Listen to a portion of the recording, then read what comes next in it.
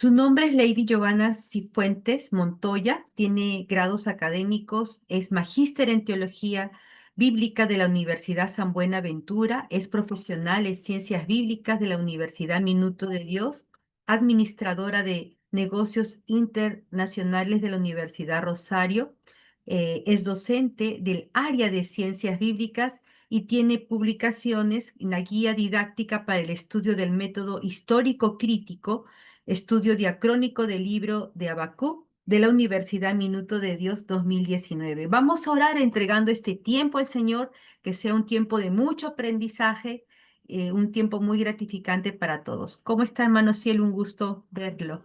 Vamos a orar. Señor y Padre nuestro, te damos gracias por este tiempo, Señor, por este módulo que estamos iniciando, Señor, el día de hoy sobre obra lucana, Lucas y Hechos. Padre Santo, te pedimos que tú seas guiando a la profesora. Gracias te damos en el nombre de Jesús. Amén. Muy bien. Adelante, profesora Lady. Muy buenos días a Leticia y a todos los estudiantes. Espero que estén muy bien.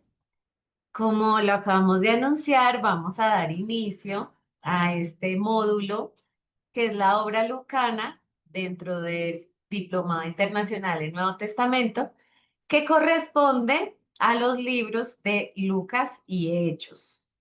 Vamos a ver cómo estos dos libros se integran y es muy importante que todos ustedes tengan presente que nosotros acá de manera sincrónica vamos a estudiar el libro de Hechos, pero que en la plataforma del campus bíblico ustedes van a encontrar unos videos y unos podcasts en los que está la información del Evangelio de Lucas. Entonces, en paralelo a lo que vamos estudiando acá sobre Hechos, cada semana ustedes deben ir estudiando lo que está en la plataforma sobre el Evangelio de Lucas. Quería confirmar si ya están viendo la pantalla, que todo esté funcionando bien. Si alguien me hace una manita arriba para ver. No, ¿Sí? ¿Todo bien? no veo. ¿No la están viendo? No, Miss. Ahora sí, creo que ahí sí estaba eso, creo que ahora sí. Eso sí. Bueno, muy bien. Muchas gracias porque sí veía que algo no estaba como de la manera adecuada. Entonces, bueno, la descripción de este curso es que vamos a presentar una introducción a la obra lucana que trata de las principales características de tres aspectos que siempre vamos a tener presentes a la hora de hacer interpretación de los libros de la Biblia desde las ciencias bíblicas. ¿Cómo podemos comprender este libro a nivel histórico, a nivel literario y a nivel teológico? Esas son como los tres elementos que van a estar siempre dentro de un estudio bíblico teológico. Y en este caso en particular vamos a buscar comprender cuál es ese mensaje y ese propósito tanto del Evangelio como el libro de Hechos de los Apóstoles y vamos a prestar atención de una forma especial a cómo esto nos habla hoy en día, que tiene que ver con nosotros, con la iglesia de hoy, el contenido que se encuentra en estos dos libros. ¿Por qué es importante acercarnos a estos textos? Porque el Evangelio, según la descripción de Lucas, sé que ahorita ustedes estaban viendo los Evangelios desde la perspectiva de Mateo y de Marcos. Y ahora vamos a incluir también la de Lucas. Tienen unos rasgos particulares que merecen un estudio propio. ¿Por qué? Porque hay comunidades destinatarias que requirieron que estos autores bíblicos adaptaran el mensaje a las necesidades de sus comunidades. No es lo mismo la necesidad de la comunidad de Marcos por quienes la integran, por el momento que están viviendo, por el contexto particular en el que están, que la de Mateo. Y nosotros nos vamos a enfocar en un grupo muy especial, que es la de Lucas, que además de lo que nos comparten los evangelios, en este caso los sinópticos, que son los que estamos estudiando, Mateo, Marcos y Lucas, Lucas quiere narrar algo más y es el desarrollo de Cristo resucitado a través de la experiencia de estas primeras comunidades que empiezan a conformar la iglesia. Y eso es un detalle muy particular que tiene nuestro evangelista, ese que vamos a estudiar en este módulo. Y es que él siente esa necesidad, ahora que vamos a estudiar el prólogo, de poner por escrito en orden y después de haber investigado y hacer este esfuerzo la vida de Jesús, pero para él es fundamental contar lo que pasó inmediatamente después. Entonces nos va a hablar también de los orígenes de las primeras comunidades. Y eso es un detalle muy particular pues de texto, de estos dos libros que vamos a estudiar. En el caso de Lucas, él se dirige a un público amplio, muy diverso, que en su mayoría no es judío. Y eso es una particularidad de la obra lucana, que ellos son gentiles, esos que han llegado a conocer de Jesús a través del testimonio quizá de algunos de estos apóstoles, pero que no tienen una experiencia previa con el judaísmo. Y eso marca una diferencia con los otros evangelistas.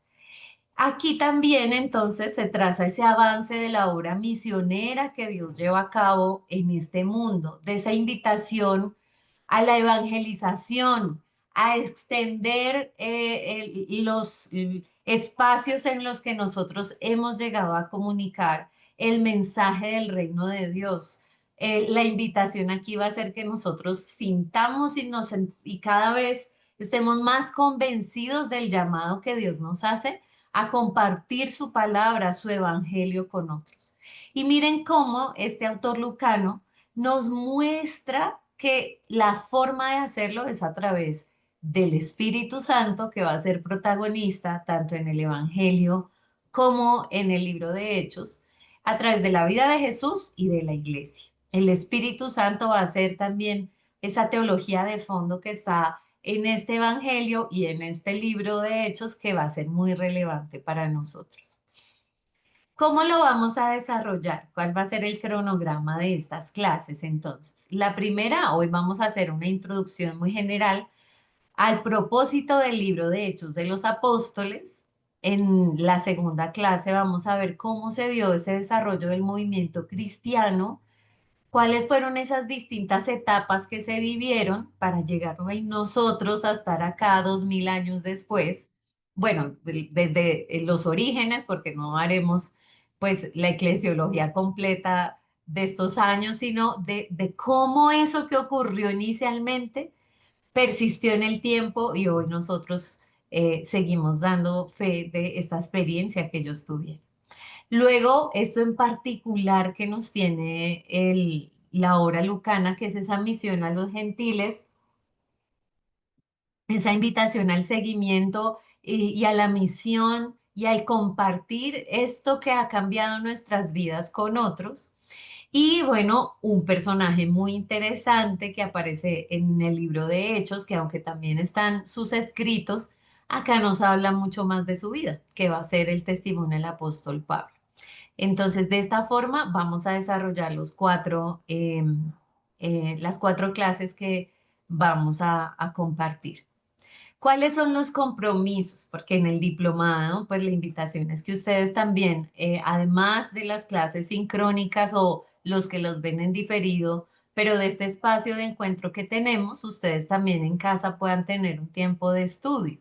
Entonces, en el campus bíblico encuentran unas lecturas y para cada sesión hay un material que les invitamos a leer.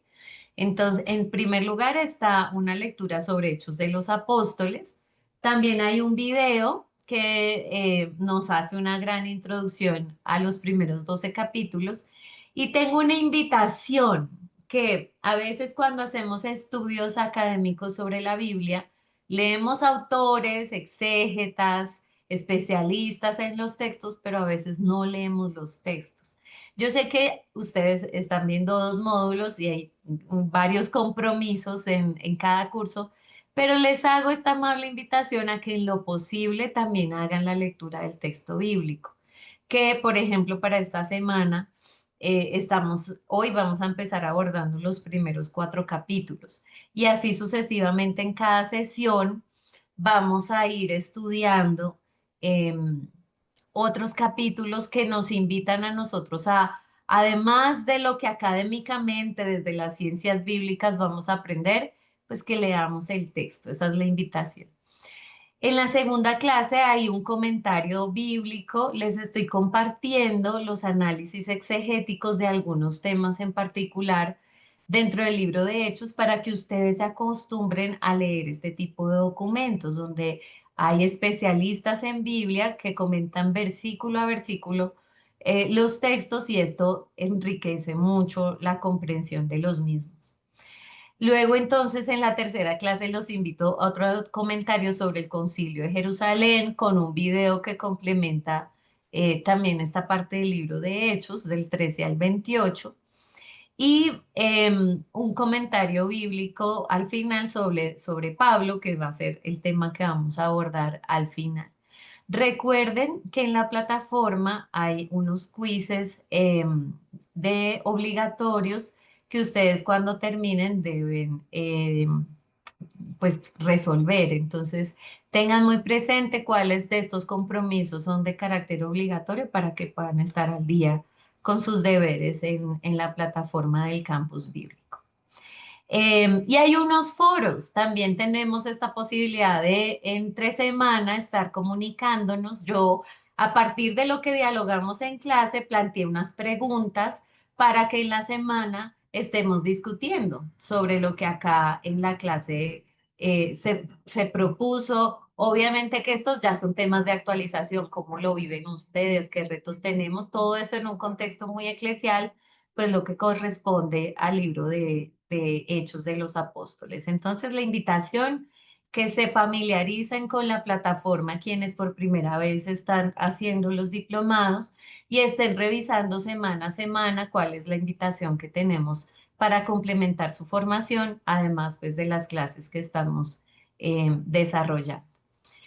Listo, creo que esa es como nuestra introducción al curso. No olviden, por favor, en paralelo a lo que tenemos de hechos, escuchar y ver los videos y podcast del libro de Lucas, que este lo tienen ya en la plataforma y allí es donde van a estudiar este contenido respecto al Evangelio.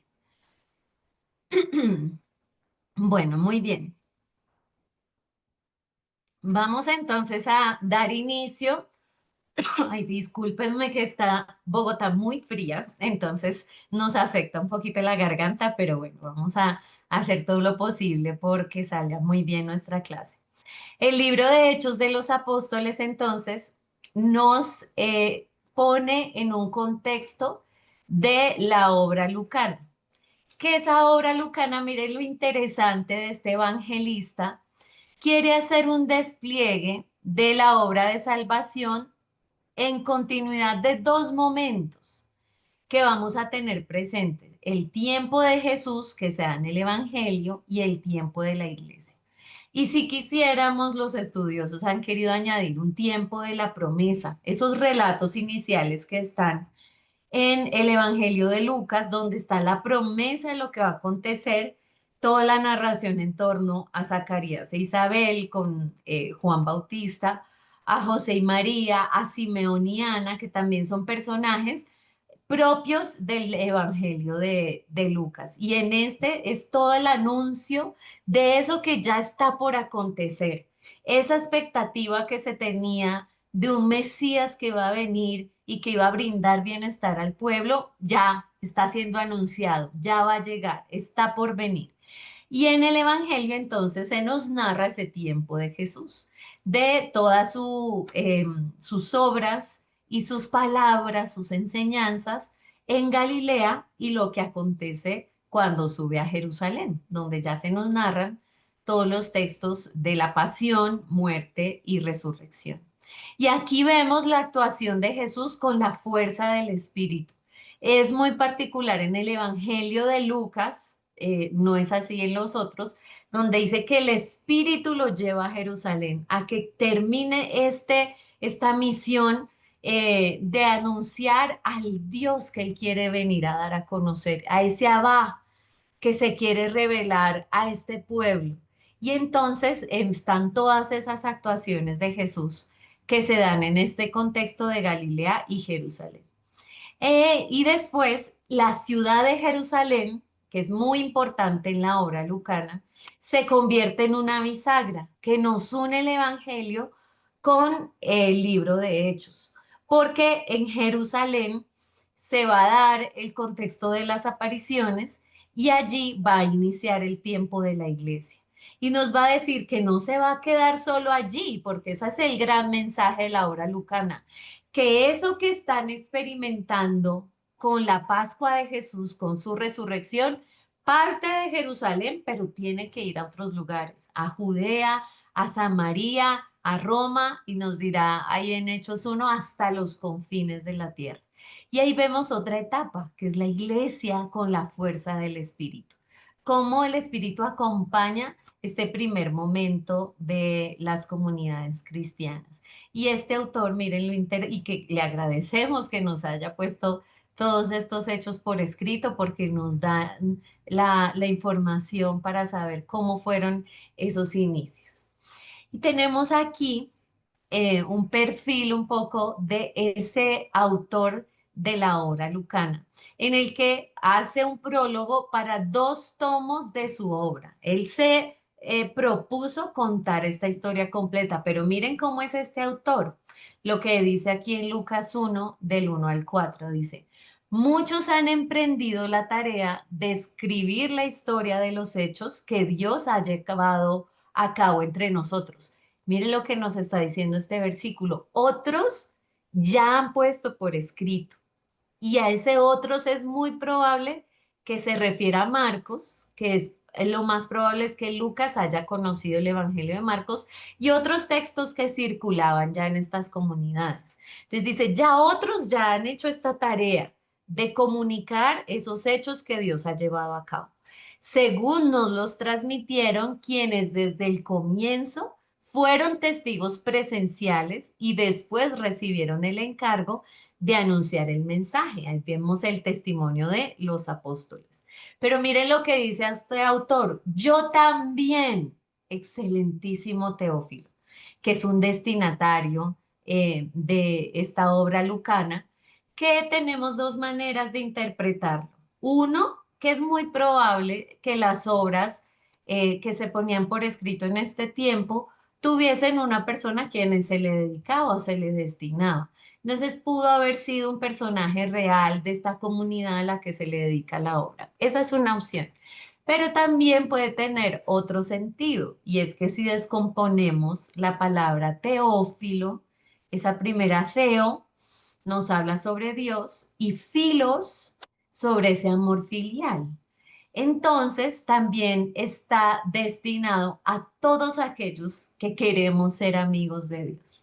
Y cuando comprendemos de esta forma la palabra teófilo, nos sentimos también acogidos como esos destinatarios que queremos ser amigos de Dios a los que se nos está dedicando este libro.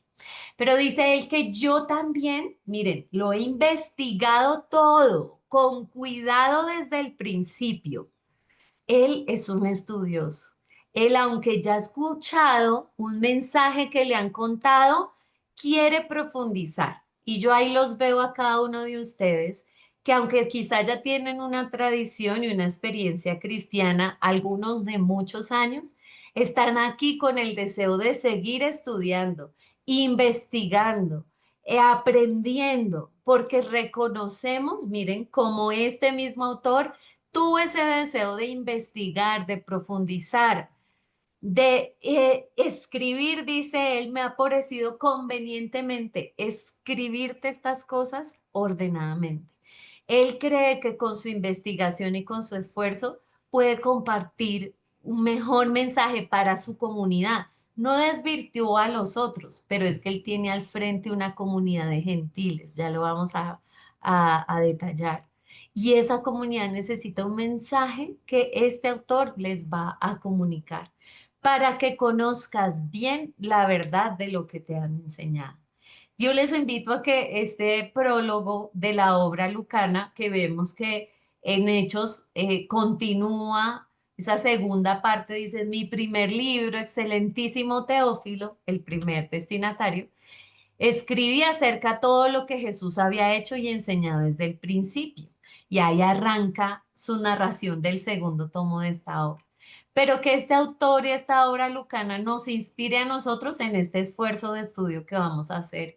Él fue un investigador, él ya conocía, pero quería profundizar, quería aprender más y que esa misma sea nuestra motivación en este diplomado que empezamos el día de hoy. Entonces, estos dos prólogos nos invitan a reconocer la unidad de la obra y esa comunidad destinataria que está detrás de estos textos que se nos narran. Entonces, se refiere a toda la obra, no solo a la actividad de Jesús, sino a también una unidad evangelizadora que es la de la iglesia. Y los hechos son también un evangelio que no se narra mediante la presencia de Jesús evangelizador, sino ese Jesús resucitado que hace presencia en la iglesia y que invita a esa formación de nuevas comunidades de creyentes. Sigue siendo muy relevante también lo que encontramos en el libro de Hechos, porque el autor se propuso que conociéramos los dos temas.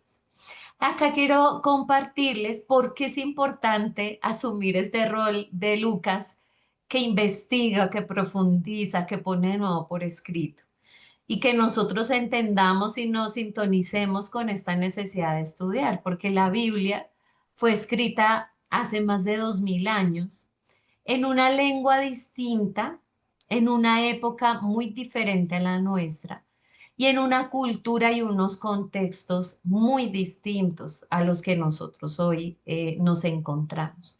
Por eso, dentro del campo de las ciencias bíblicas, que son los estudios que enmarcan estas clases que vamos a compartir, nos empezamos a hacer preguntas para ir a esos contextos y entender mejor, bueno, quién fue ese autor o cómo lo podemos nosotros llegar a describir, cuándo se escribió y qué estaba pasando en ese momento. El contexto de Marcos es muy distinto al de Lucas y eso se nota en la teología que hay en esos evangelios. Entonces, la fecha de composición nos sirve para entender qué estaba pasando en esas comunidades. ¿Dónde se escribió? Cada uno hacemos esos esfuerzos por intentar descubrir dónde se escribió y quiénes son esos destinatarios, ese contexto de la comunidad a la que se le redacta el texto, porque eso da cuenta de la adaptación que cada evangelista hace. El mensaje de Jesús fue uno. Él transmitió una enseñanza. Él transmitió con sus acciones y con sus palabras un mensaje que esos primeros apóstoles acogieron y lo empezaron a transmitir oralmente, pero que luego, por la extensión del cristianismo, porque habían comunidades en distintos lugares, ese mensaje de Jesús se adaptó a la necesidad de las comunidades. Lo hacemos nosotros, los que ya están prestando un servicio. No es lo mismo comunicar un mensaje, así sea el mismo, la parábola de la oveja, a los niños, que a los adultos, que a un grupo de jóvenes, que a una comunidad de escasos recursos, que a una comunidad donde tienen sus necesidades satisfechas. Cada texto bíblico requiere de parte nuestra, cuando tenemos esa responsabilidad de comunicarlo, una adaptación. A eso le llamamos la hermenéutica. ¿Cómo actualizo el mensaje para que este grupo de personas sea relevante eso que yo voy a enseñar? Eso mismo pasó en este tiempo. El mensaje de Jesús fue uno, su testimonio fue uno. Los discípulos lo empezaron a comunicar oralmente y a transmitir, pero cada comunidad lo adaptó a una necesidad en particular. Y eso, pues, es lo que vamos a intentar detallar de cada uno de los 4 evangelios que vamos a estudiar. Entonces, vamos a empezar con estos datos del autor, fecha y lugar de composición de la obra lucana, en lo específico del Evangelio y el libro de Hechos de los Apóstoles. Respecto al autor, si les pregunto, yo sé que muchos me responderían, pues que es Lucas el médico, ¿cierto? Tenemos algunos textos bíblicos que nos afirman que hubo un colaborador de Pablo que permaneció con él y en la segunda carta a Timoteo dice que hasta el final lo acompañó. Y la tradición nos ha mencionado que este pudo haber sido el autor de la obra lucana. Y en las ciencias bíblicas, más allá de decir fue este o fue el otro, lo que intentamos es hacer una descripción y cómo lo hacemos con lo que el mismo texto tiene, ¿sí? Lo que el mismo texto nos cuenta sobre ese autor. Entonces, en este caso, sobre el Evangelio de Lucas y Hechos, este lo podemos describir como un cristiano de segunda generación. ¿Eso qué significa? Que él no conoció a Jesús visualmente, no fue un testigo ocular de Jesús, no compartió con él en físico, sino que ha sido por la transmisión del testimonio de otros que él llegó a conocer sobre Jesús. La ubicación de este autor en el momento en el que escribe se da más o menos entre el 70 y el 100 y que es probablemente griego. ¿Por qué nosotros creemos que él no es de origen judío, sino que su origen es griego? Porque tiene un muy buen dominio del idioma cuando escribe el texto. Y esto, por ejemplo, se diferencia de Marcos. Cuando uno lee Marcos en griego, tal vez en español nosotros no lo notamos, porque en la traducción ya se hace el esfuerzo de hacer una redacción más comprensible. Pero en griego, en Marcos, se nota que es incipiente, que está, o sea, no es su lengua materna, porque no escribe de una forma estilizada. Por el contrario, Lucas, que estamos estudiando, sí escribe muy bien. Y además tiene un buen uso de la retórica griega, que también era formación de estos contextos donde son capaces de construir largas narraciones con buenos discursos y argumentación. Y el libro de Hechos tiene muchos discursos, de Esteban está por ahí, de Pedro también está, de Pablo también tenemos. Entonces nos damos cuenta que él está familiarizado con la retórica y eso da cuenta que es muy probable que su origen sea griego. Conoce la Biblia judía, pero en la versión de los 70.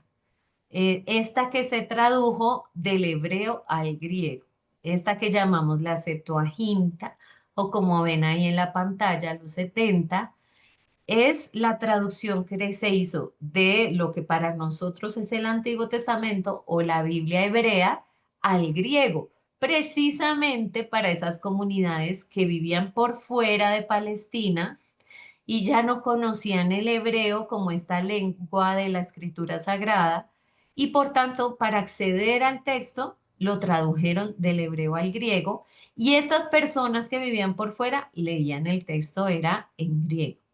Aquí vemos que Lucas es impreciso sobre algunos rituales judíos y algunos temas geográficos. Él comete imprecisiones al describir algunas fiestas o algunas prácticas del judaísmo. Entonces decimos, no podría ser un judío que conoce perfectamente la geografía y las prácticas judías el que escribe el texto. Lo que entonces se considera es que él es gentil o de origen pagano, pero es muy probable que haya sido un grupo de personas que se habían acercado a las sinagogas, este lugar de enseñanza y de encuentro, una institución judía donde las personas iban a formarse y a tener encuentro con la escritura. Y muchos de estos griegos o gentiles iban a las sinagogas, simpatizaban con el judaísmo, pero cuando existía la obligación de cumplir ciertas prácticas judías como la circuncisión o la pureza en algunos alimentos, ellos pues no estaban dispuestos a llegar hasta allá. Entonces a ellos les llamamos los prosélitos o temerosos de Dios. Simpatizan con el judaísmo, van a la sinagoga, escuchan su enseñanza, pero no son judíos. Es muy probable que el autor haya sido pues de este perfil, de esos que se acercaron previamente. ¿Cuándo consideramos que se escribieron estos textos? Entonces, entre el 80 y el 90 se escribe el Evangelio primero y luego el libro de Hechos.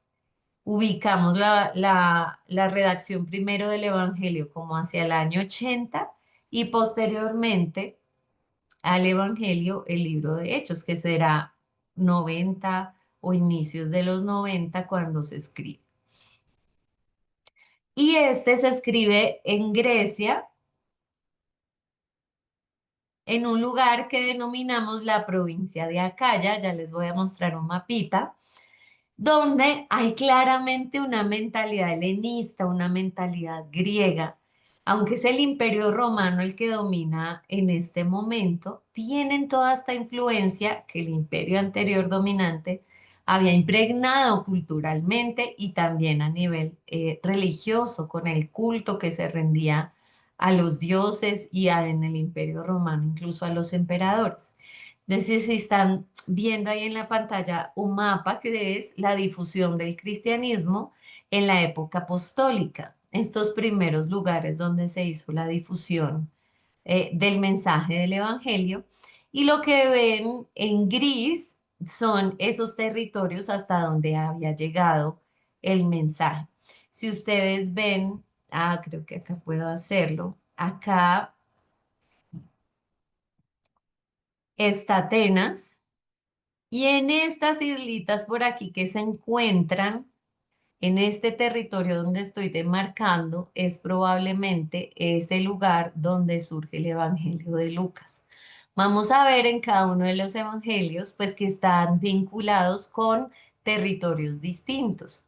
A Marcos, aunque tiene distintas reacciones, se va a situar por acá en Roma.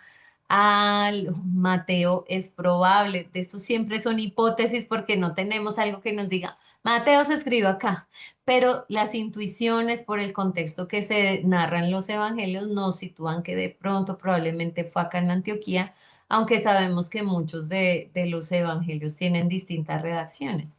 Y el evangelio de Juan se sitúa más por este lado, donde están las comunidades de Éfeso. Entonces, miren, tenemos en cada uno de estos territorios distintas experiencias, distintos integrantes de esas comunidades, y eso es lo que va a hacer que existan algunas diferencias entre un evangelio y otro.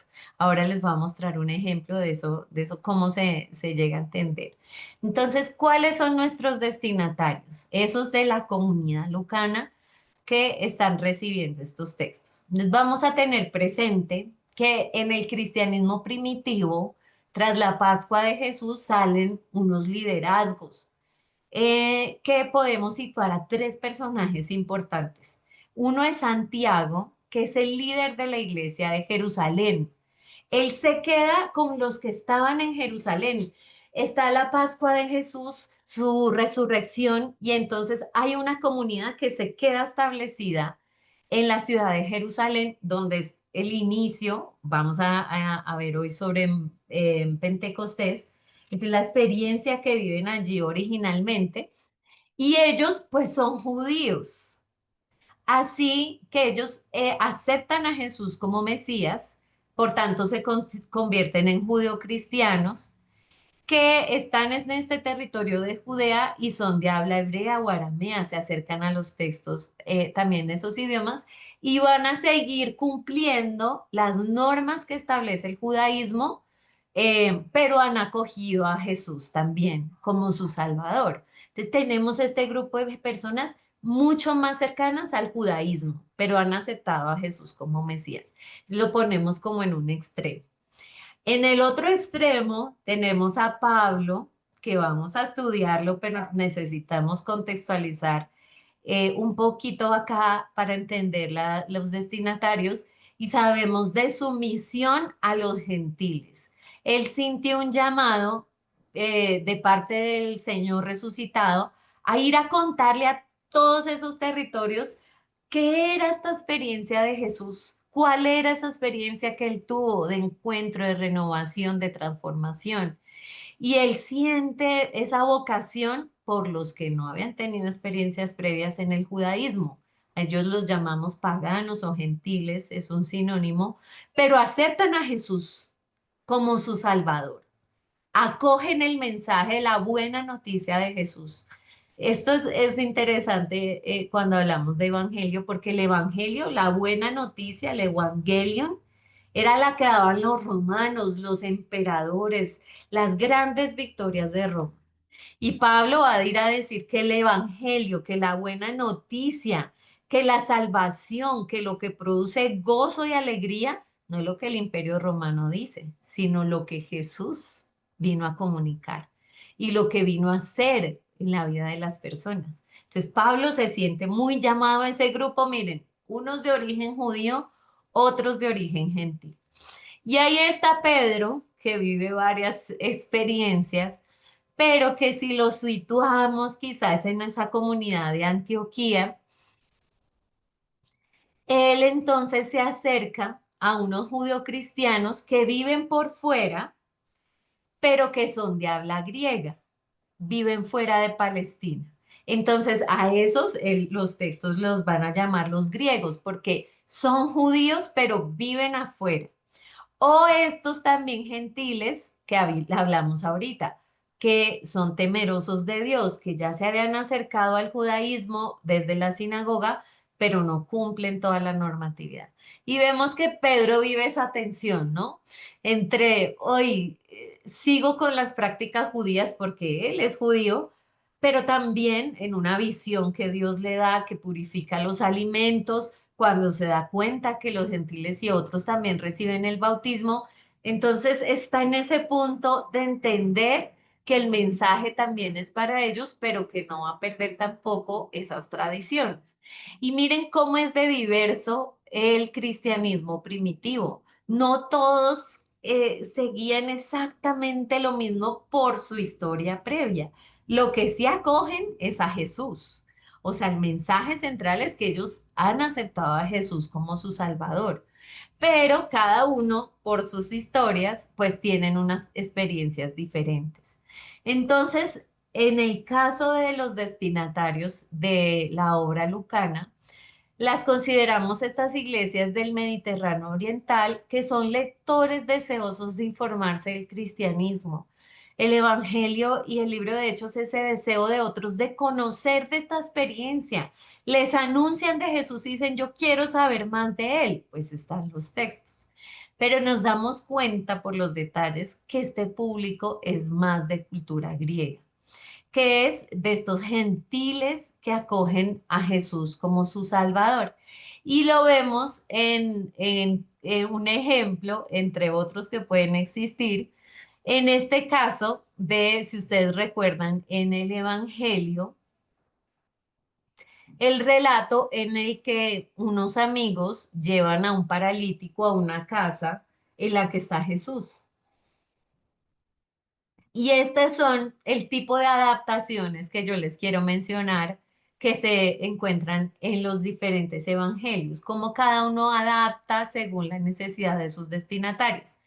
Entonces tenemos este texto, si recuerdan, está Jesús en una casa llena de personas, está enseñando y unos amigos tienen a un paralítico y deciden llevarlo en la parte superior de esa vivienda para bajarlo y llevarlo cerca donde está Jesús. Pero Marcos, que está en un contexto y tiene un origen más rural, unos lectores más familiarizados con las construcciones de Palestina, aunque al final el Evangelio está en un contexto romano, lo más probable es que su origen haya sido en Palestina. Yo pues estoy mostrándoles el texto en griego y ahí abajo está en español para darles una prueba que lo que les digo es verdad, que cuando él habla de techo, Marcos usa un término, ¿sí? En este caso, estegen. Y este techo que describe Pablo es un techo de barro, de paja o con vigas de madera. Ese tipo de techo es un techo típico de Palestina, de un entorno más rural. Y cuando habla de cómo logran quitar eso para llegar hasta donde Jesús dice que excavan, o sea, un esfuerzo que tiene que hacerse por el material del techo para llegar hasta donde está Jesús. Así lo describe Marcos. Miren qué pasa en Lucas, tan interesante. Nos tiene que cambiar el material del techo porque las construcciones de la comunidad a la que él le habla son más sofisticadas. Entonces, aquí nos va a hablar de tejas, queramón.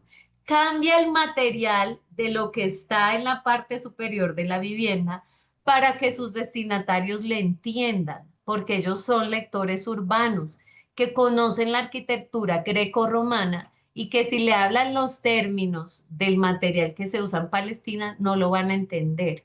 En cambio, si les habla de tejas, que es el material del contexto grecorromano, ellos sí lo van a hacer. Esto es un detalle menor que no cambia la teología del texto, ¿sí? La teología está de fondo en lo que Jesús hace. Uno, que está sobre el perdón de los pecados. El perdón se hace en el templo y Jesús está perdonando pecados en una casa.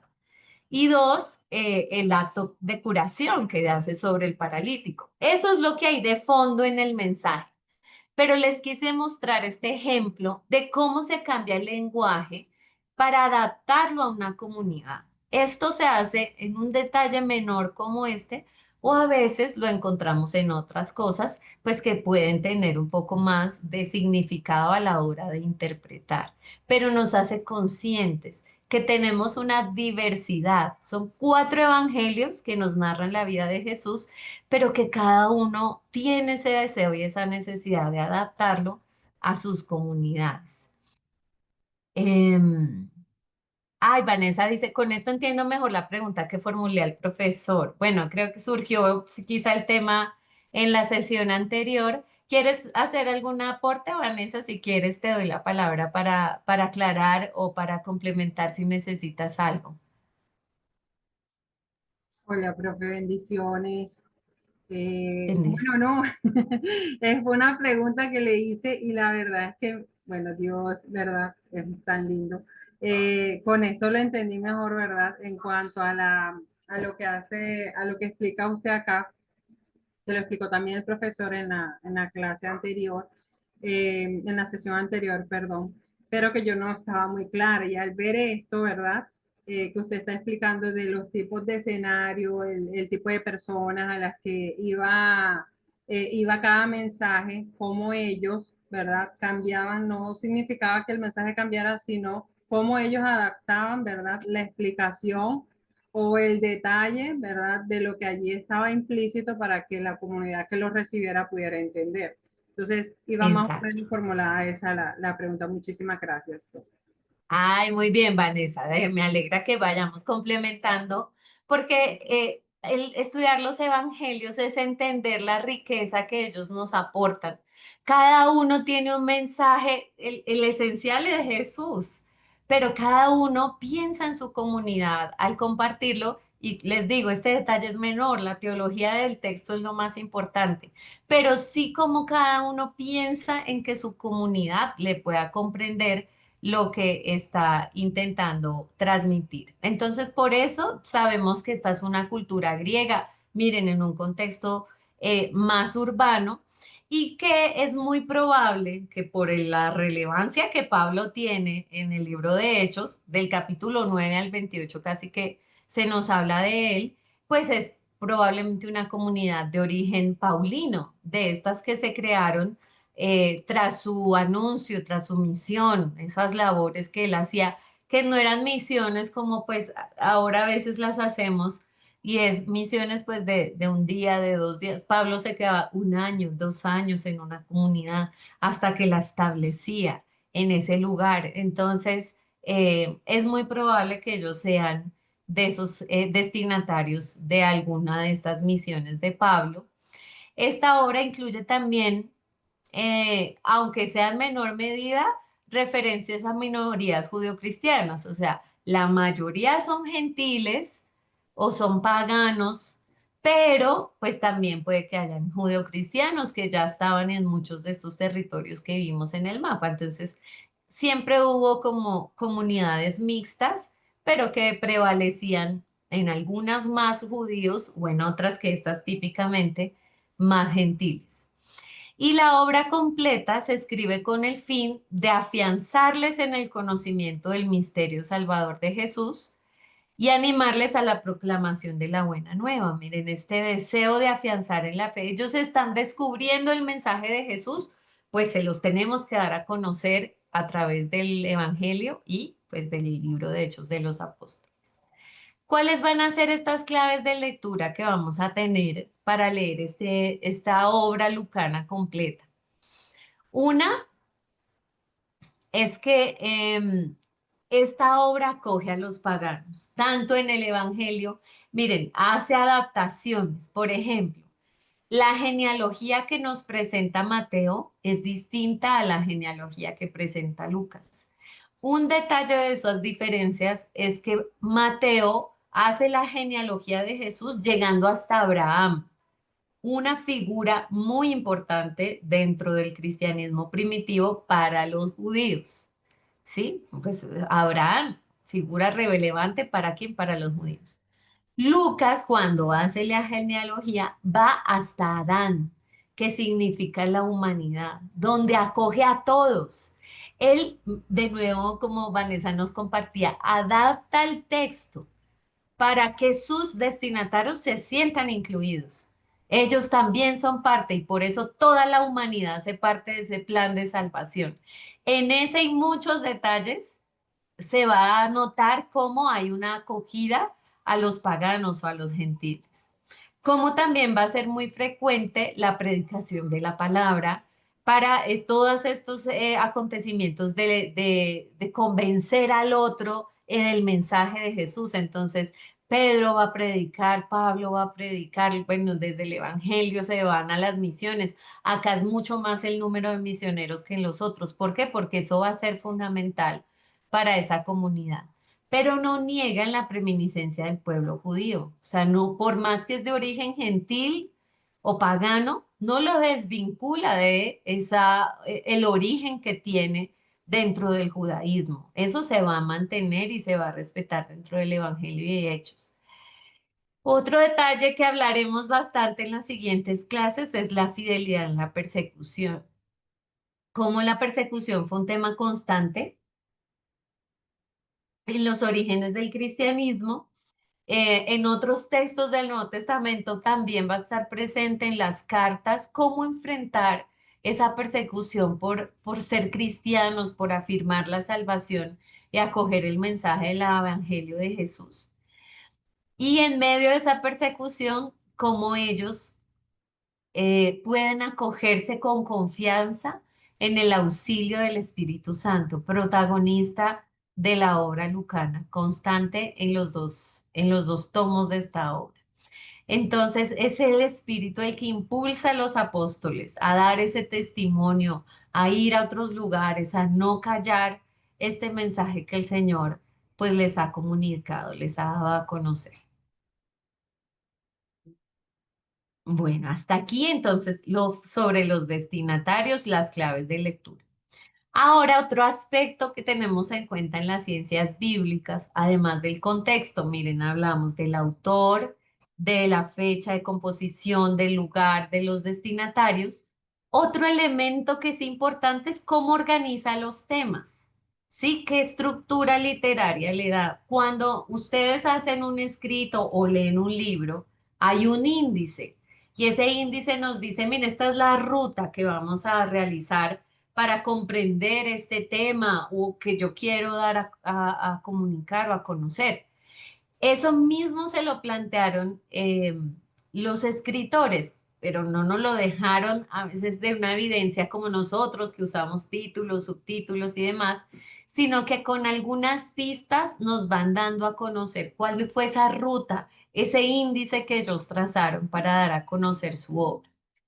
Uno que podemos utilizar, ya vamos solo puntualizando en hechos, porque en los videos y podcasts están los de Lucas, es el geográfico.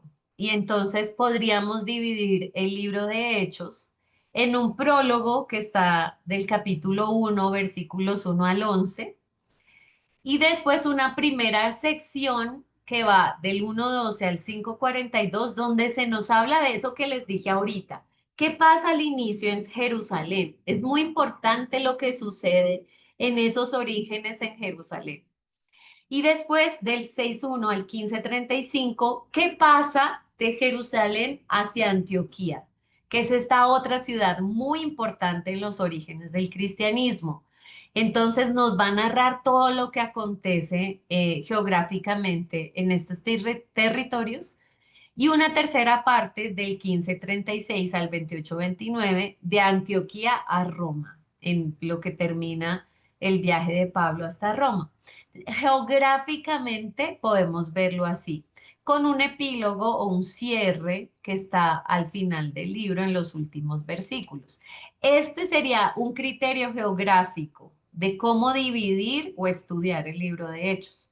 Pero también se nos han propuesto otros. Por ejemplo, si hablamos de estos grandes protagonistas de la evangelización, los primeros 12 capítulos nos habla de Pedro, y por ahí en el capítulo 9 nos introduce el encuentro de Pablo con el resucitado.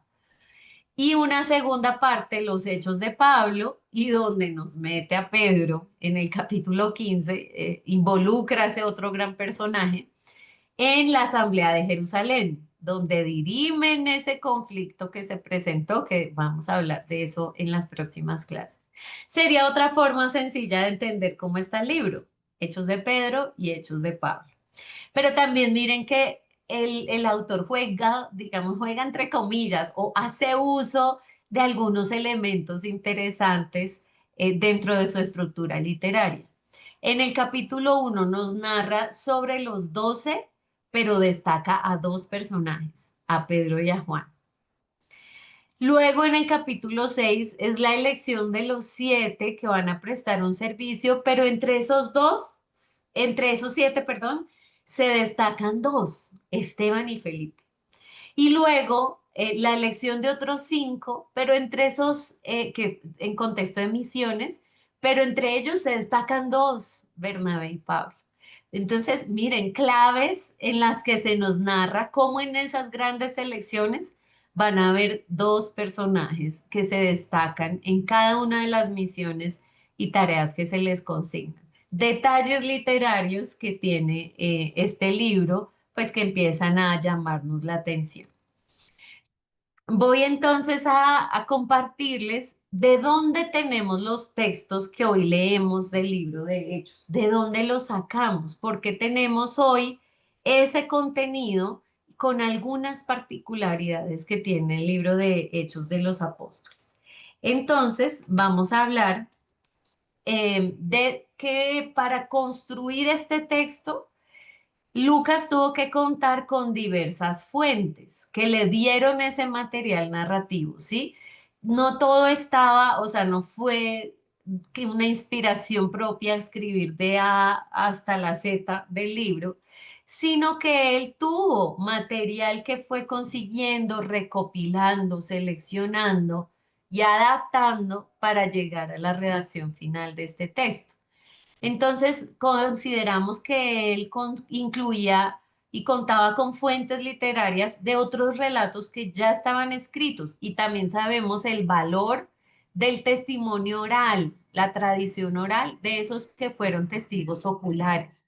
Entonces, con lo que había escrito, más lo que otros le contaron, él entonces redacta el texto final que tenemos de Hechos. Algunos consideran que probablemente haya existido una colección escrita de algo que pudo haber sido los Hechos de Pedro y los Hechos de Pablo.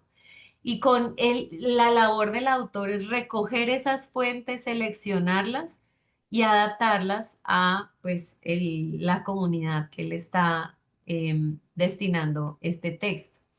Entonces, pues sabemos que los textos del Nuevo Testamento, los 27 libros del Nuevo Testamento, fueron escritos en griego. Ahí tenemos una fotico de esos manuscritos que tenemos del Nuevo Testamento hay alrededor de 6.000 manuscritos. Entonces, pues hay diversas fuentes de donde se toma para construir lo que nosotros hoy leemos en nuestras Biblias, como el contenido de Hechos de los Apóstoles. Y acá una partecita técnica que les quiero contar porque es relevante para Hechos, y es que existe dentro de las ciencias bíblicas algo que llamamos las ediciones críticas, que existen tanto del Antiguo como del Nuevo Testamento. ¿Qué se entiende por ediciones críticas? Ahí en la imagen, a ver si acá la amplío un poquito. Bueno, se ve un poquito pixelada, pero acá está el texto base en griego, que es como lo que ha llegado a un consenso de cuál es el texto original, bueno, o más cercano al original. No tenemos ningún texto original de la Biblia, de ningún libro de la Biblia, pero se ha hecho una reconstrucción a partir de esa gran cantidad de manuscritos de cuál podría ser un texto base que nosotros tomamos como fuente para la traducción. Y en esta parte, que se llama esto, un aparato crítico, nos dice, mire, hay de Marcos, por ejemplo, hay más de 2.000 manuscritos. De Hechos también debe haber una gran cantidad. En la mayoría de manuscritos dice esto, esta frase con estas palabras. Pero en otros puede que haya cambios de una frase, de una palabra, y esto nos lo aclaran las que se llaman ediciones críticas, pues que las utilizan los especialistas y los que hacen traducción bíblica, nos hacen esa aclaración. Desde acá es que se hacen las traducciones a nuestros idiomas, en nuestro caso al español. Un texto base, que es lo que hay en común en la mayoría de manuscritos, pero si en otro hay una palabrita que cambia, porque esos cambios se dieron de forma voluntaria o involuntaria, pues también lo sabemos. Y eso lo tenemos aquí consignado. ¿Por qué les quise contar esto de las ediciones críticas? Ah, bueno, esto se llama la crítica textual. Ay, perdón. Que acá se ve un poquito mejor la imagen. Nosotros tenemos estos dos textos, uno editado por las sociedades bíblicas, en el que tenemos el texto base en griego y las diferencias. Miren, acá, digamos, nos está diciendo que en un versículo hay un cambio en esta palabra antropú y que acá en otros manuscritos hace una frase más extensa y nos dicen cuáles está. Entonces, los editores bíblicos tenemos todos, pues, los que lo realizan tienen todos esos detalles de cuáles son esas variantes que existen en los textos. Entonces, ¿por qué lo digo? Porque es un dato importante cuando estudiamos Hechos, saber que tenemos dos versiones de Hechos de los Apóstoles. Y en las lecturas está hace alusión a este tema. Un texto alejandrino, o sea, que se acerca a estas comunidades más orientales, que es un texto más breve y es a partir del cual se hace la traducción a las Biblias que nosotros tenemos en nuestras manos. Las ediciones del Nuevo Testamento acogen este texto más breve. Pero un detalle interesante en esto que llamamos la crítica textual de la Biblia es que hay otro texto, que es el occidental, que es un poco más largo, aproximadamente un 10% más extenso que el texto estándar. Y entonces esto nos permite, tal vez en algunas Biblias de estudio hablan sobre esto. Por eso hago alusión, que en algunos apartados esa edición crítica dice, miren, algunos manuscritos extienden o explican este relato con un contenido en particular. A eso se hace referencia. Muchos manuscritos, unos de ellos de corte alejandrino o más oriental, que es más breve, y otros de las iglesias occidentales que hacían más explicaciones de estos textos del Nuevo Testamento y que pues en los comentarios los podemos llegar a encontrar de las ediciones de Biblias de estudio especialmente. Entonces, bueno, este detalle. Y otro detalle que tiene también el libro de Hechos es la sección Nosotros, en la que la mayoría de los textos están escritos en tercera persona. Pablo dijo, Pablo hizo, Pablo fue. Pero hay unos textos en particular en el libro de Hechos donde pasa al plural y habla de nosotros. Y eso habla que el redactor parece estar incluido en la narración. Estos textos son especialmente en los viajes. Está en Hechos 16, cuando se narra el viaje de Troas a Filipos, en Hechos 20, de Filipos a Mileto, en el 21 de Asia hasta Jerusalén y en el 27 del viaje a Roma como prisionero, pues que es Pablo el que está allí.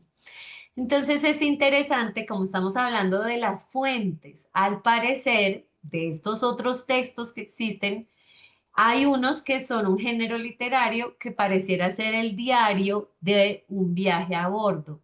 Alguien que hizo parte de estos trayectos redactó esos textos y esos textos están consignados con el personaje involucrado, ¿sí? Se involucra el que está escribiendo en cada una de esas experiencias. Y esa sección nosotros es otro detalle literario interesante del libro de Hechos de los Apóstoles. Bueno, quisiera hacer una pausa porque ya hicimos toda esta contextualización literaria y miren, en los métodos exegéticos llamamos a esto lo diacrónico, lo que me permite entender el contexto de hechos. Les quiero preguntar si tienen alguna inquietud, si quieren hacer algún comentario sobre esto que hemos escuchado, que tengan la posibilidad de participar en este momento que hemos hecho esta gran contextualización de la obra lucana y en particular algunos detalles del libro de Hechos. Si quieren Pueden, levantar su mano por el chat.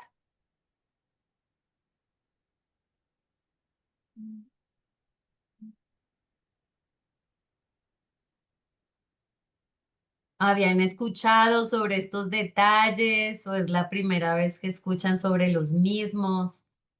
¿Qué les llama la atención? Alguien que nos comparta de esto que hemos compartido, ¿qué les llama la atención? Entonces, pueden levantar su manito o en el chat también pueden participar. José, te escuchamos.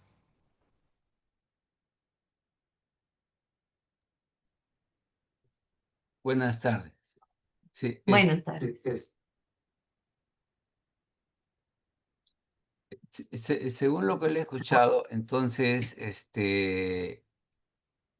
Lucas en realidad no es el autor ni de los evangelios ni de los hechos.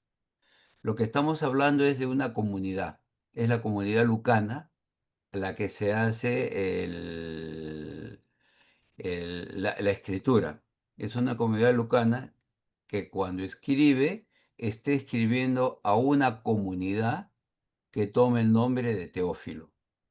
Teófilo no es una persona en este caso entonces. Teófilo también es una comunidad personalizada, ¿no? Una comunidad personalizada.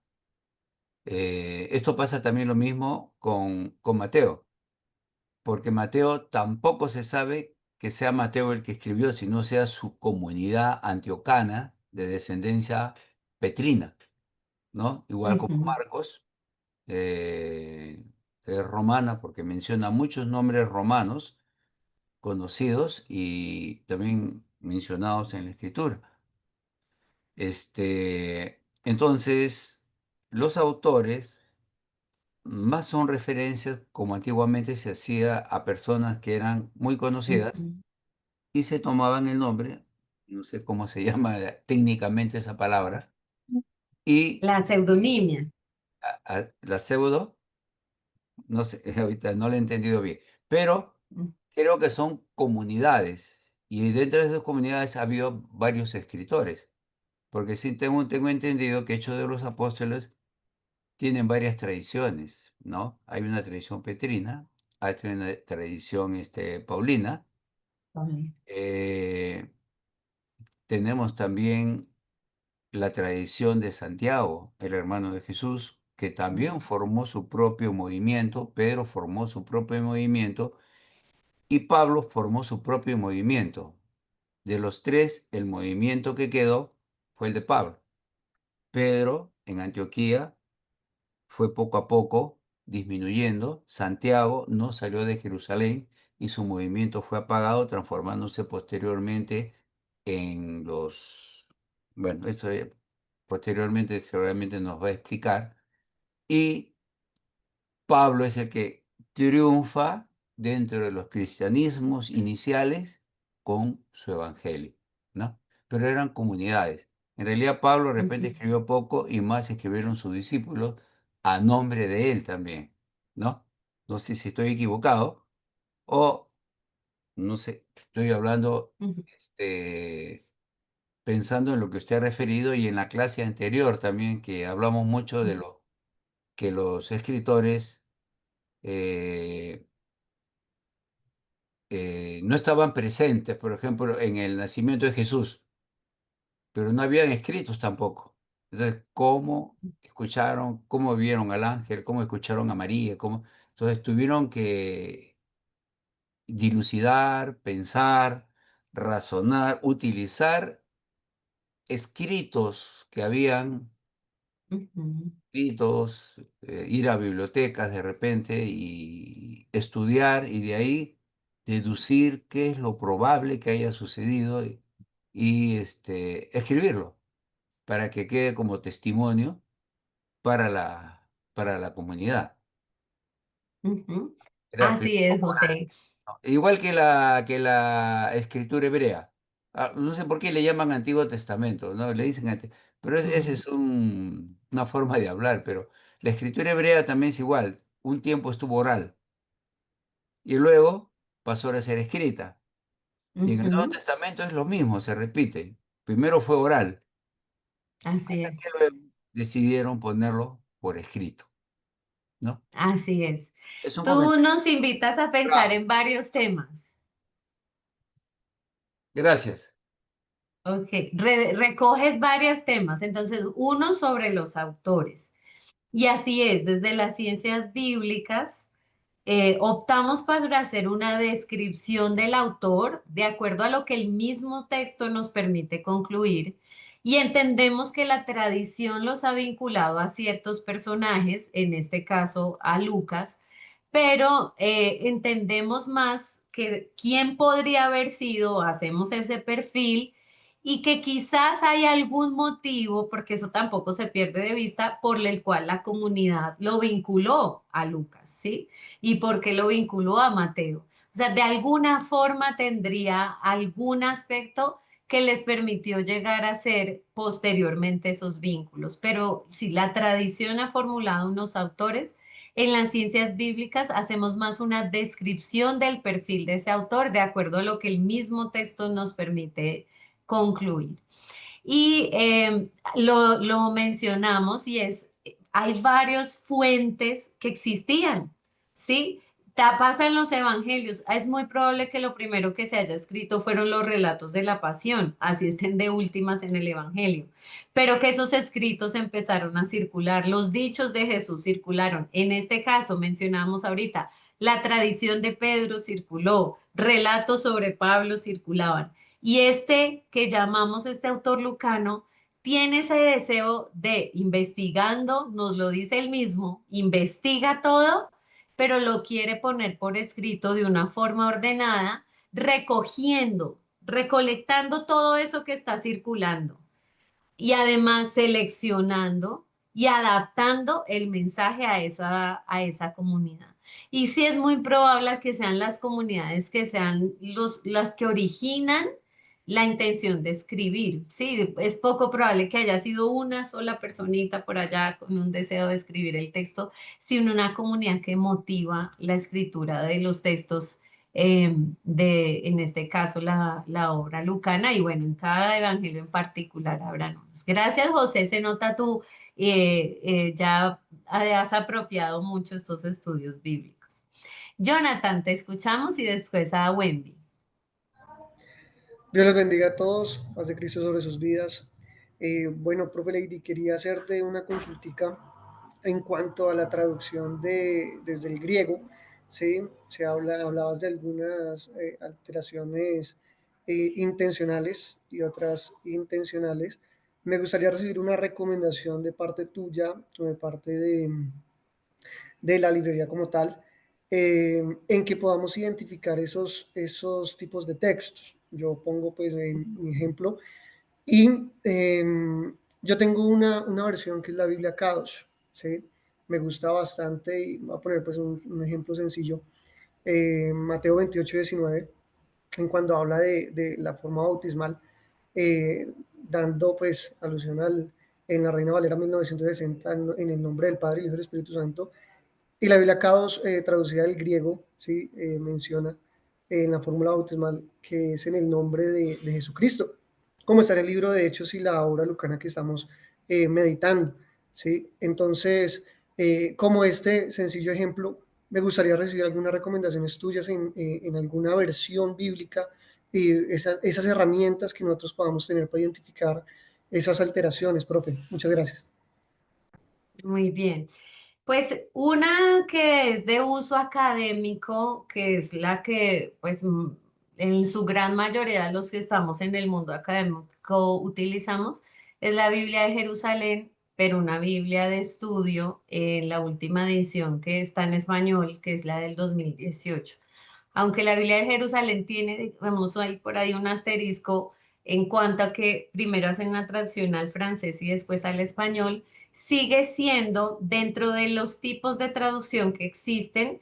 Hay dos tipos de traducción, una con equivalencias formales, que es lo que tú mencionas, más que traducen palabra por palabra del griego o, bueno, al español, que es la intención, y pues hacen la construcción de la frase para que tenga sentido y para nosotros.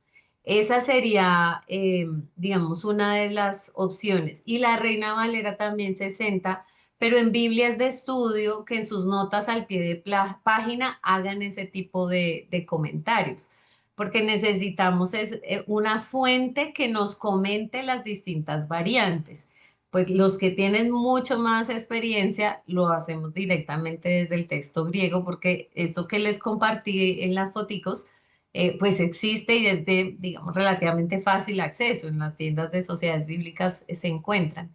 Pero esas dos, entre la Biblia de Jerusalén de estudio, la última edición 2018, o una Reina Valera 60, que también hace equivalencia formal, se llama eso, que tratan de hacer traducción palabra por palabra y componen frases con sentido completo. Porque las otras traducciones son traducciones dinámicas que lo que intentan es el pensamiento, la intención de las frases, las transmiten de una forma que sea más cercana para los lectores. Que recomiendo que se usen más esas en contextos pastorales. Sí, si yo estoy en un contexto pastoral, por lo general no voy a llevar una de Jerusalén. En contextos académicos, cuando se trata de estudio, esa es la que yo pues particularmente utilizo y veo que en la academia es como lo más generalizado que trabajemos con esa Biblia de estudio o una Reina Valera 60 de estudio que también es de equivalencia formal, y en las notas al pie de página nos hacen alusión a los diferentes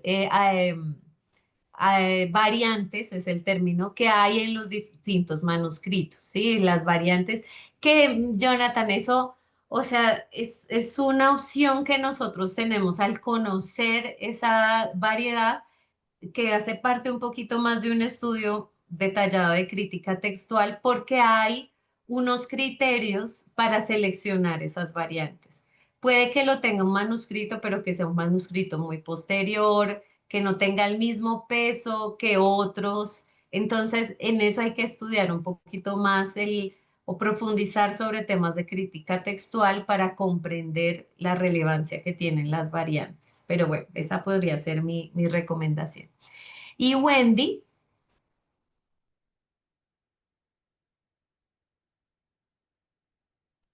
ahora sí. Buenas. eh, Profe, me surgió una pregunta en cuanto ahorita mencionaba lo de la literatura crítica. Quiero saber si es lo mismo que el aparato crítico o son totalmente diferentes, porque hasta donde yo tengo entendido, pues yo siempre he usado el aparato crítico, pero pues nunca me había como centrado en usar literatura crítica porque pensaba hasta hoy, según lo que nos enseñó, que era lo mismo. Entonces ahí tengo mi duda. ¿A qué hace su alusión con aparato crítico? Yo me voy a esa diapositiva. Lo que pasa Yo es por que yo, aquí. eh, bueno, estoy estudiando, digamos, como profundizando cómo se forma físicamente, se ha venido formando físicamente la palabra, las Sagradas Escrituras. Allí hay una Ujú. parte pues que me llamó mucho la atención, que menciona mucho el aparato crítico, bueno, investigué, pero según lo que El entiendo, aparato crítico, mira, es esto que está acá abajito, ¿sí? Esto que estamos viendo, o en este caso, donde está un texto base en griego y el aparato crítico menciona las distintas variantes, ¿sí? ¿Es lo mismo que tú entiendes como aparato crítico, sí? ¿O no? sí, lo que pasa es que digamos que el aparato crítico que estoy viendo solo dice que, o sea, tiene como únicamente relacionadas cuántas copias de ese texto hay, como que quién lo tiene guardado, que por qué surge el nombre.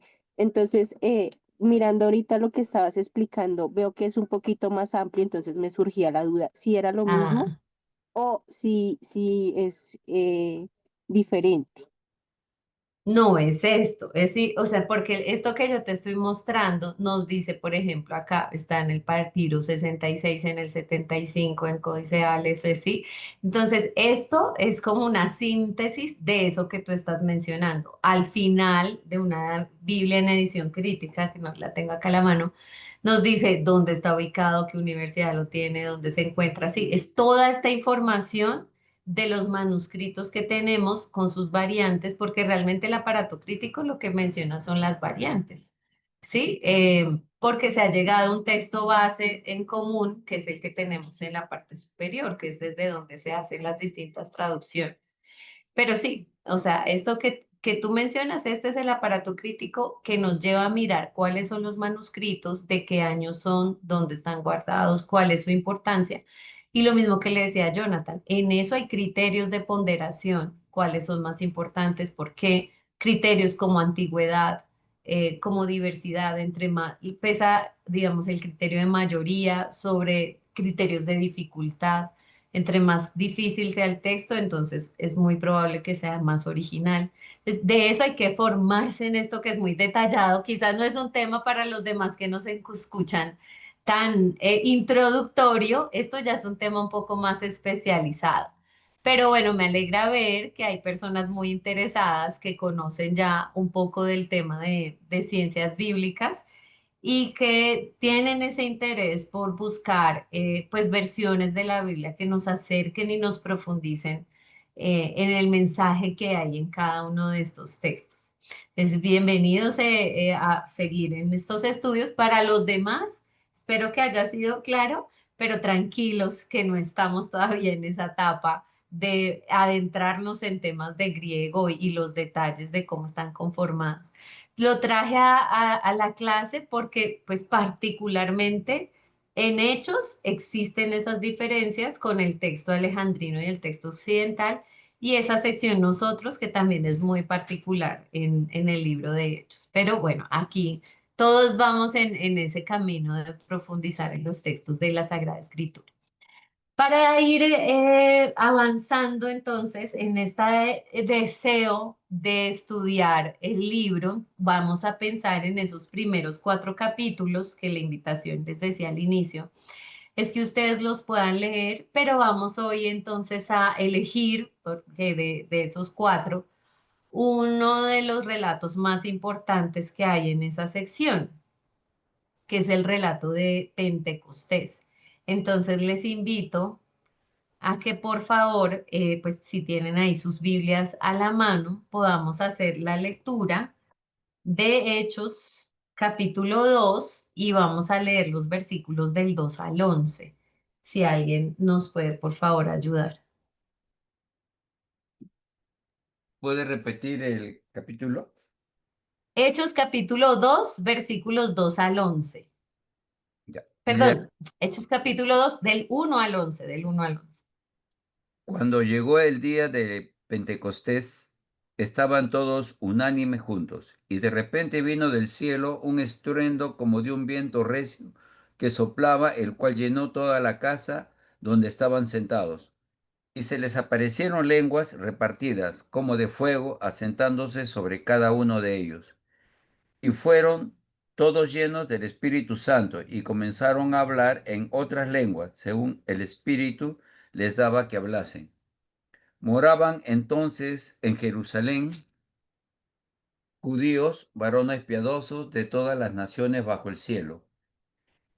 Y hecho este estruendo, se juntó la multitud, y estaban confusos porque cada uno les oía hablar en su propia lengua. Y estaban atónitos y maravillados, diciendo, mirad, ¿no son galileos todos estos que hablan? ¿Cómo pues les oímos hablar cada uno en nuestra lengua en la que hemos nacido?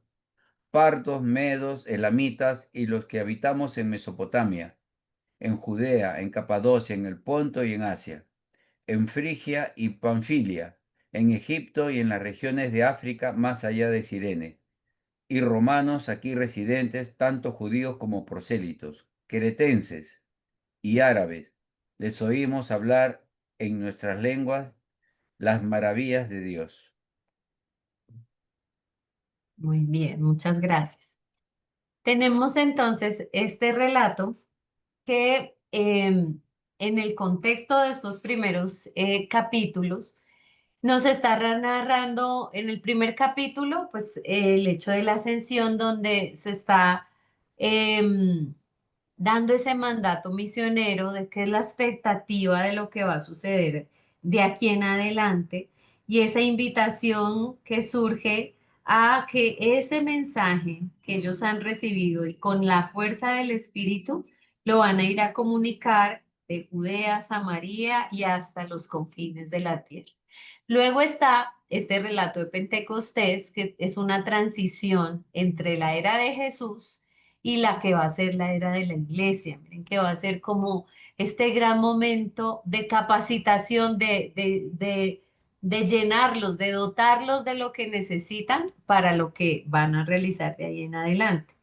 Luego entonces nos van a narrar una primera predicación de Pedro, que va a estar ahí del el 2:14 al 41, donde se empieza a dar ese testimonio, ese cumplimiento, y luego nos va a hablar de esas características que este impacto de la palabra y de comunicar esta palabra se va a dar en los orígenes de la iglesia, con los detalles que tiene, la vida fraterna, de la oración común, del partir el pan, de lo que implica este encuentro con Jesús resucitado con los hermanos, que es también algo tan particular y tan bonito de que nos narra Hechos.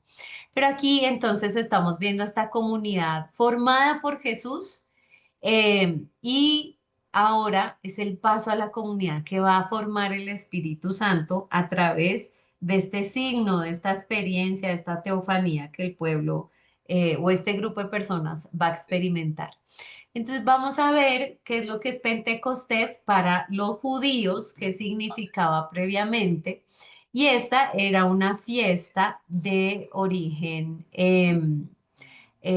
primero agrícola, tenía que ver con la siega, con la recolecta. Y entonces de esta forma fue desde, digamos, muy temprano entendida. Pero luego con la Pascua que se establece, se empieza a reconocer que 7 semanas después de esa Pascua hay una semana de semanas, ¿sí? Una que es mucho más importante que las demás. Y entonces se vive esta fiesta de Pentecostés 50 días después de ese memorial que es para el pueblo judío, la salida de Egipto, que tiene como centro el don de la ley, ¿sí? Donde el Señor les da esas instrucciones de cómo ser pueblo, cómo vivir en comunidad, cómo pueden estar juntos buscando este bienestar comunitario, que es la ley que se les entrega en el Sinaí. Sin embargo, para los cristianos, pues estamos en una nueva alianza, que ahora es Jesús el protagonista de esa nueva alianza, y vuelve a estar este pueblo reunido en el que ya del cielo no va a descender la ley, sino va a ser el Espíritu Santo que va a llegar a ellos en forma de fuego y va a renovar esa institución que para ellos era la celebración del Pentecostés desde el judaísmo y ahora cómo lo van a vivir ellos dentro del cristianismo. Que hay muchos textos de los evangelios y del Nuevo Testamento que nos van a hablar de cómo ellos van a resignificar esas instituciones. El libro de Juan está lleno de esos ejemplos en los que lo que antes vivían de una forma como judíos, ahora va a tener un nuevo significado con la experiencia de Jesús. Eso se va a transformar. Entonces, ¿qué es lo que sucede?